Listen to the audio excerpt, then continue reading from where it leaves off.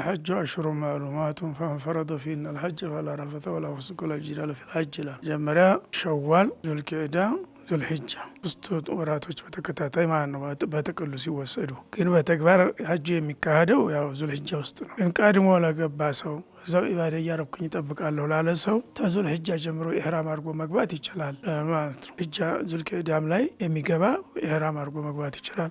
ዙል ቂዕዳም ተገባ እንደዛው ይችላል ማለት ነው። ሀጁ ግን የሚደረገው ዋና የሀጅ ተግባራቶች ከ9ኛው ቀን ነው የሚጀምረው ወይም ከ8ኛው ቀን ቢያንስ 8ኛው ቀን ያው የሀጅ ስራ ተርዊያ ሚና ሄደን የምናድርበት የሀጅ ስራ ተጀመረ ማለት ነው። ያ ተግባሩ ነው። ግን በኢህራም አድርጎ ጠዋፈል ቁዱም አድርጎ የመግቢያ ጠዋፍ አድርጎ ዝም ብዬ ኢባዳ እያረኩ ቆያለሁ ለሚል ሰው ዙል ቂዕዳም ጀምሮ ሂጃም ሸዋልም ጀምሮ ሊሄድ ይችላል ማለት ነው። እና እነዚህ 3 ወራቶች የሀጅ ወራት በማለት ይታወቃሉ ማለት ነው።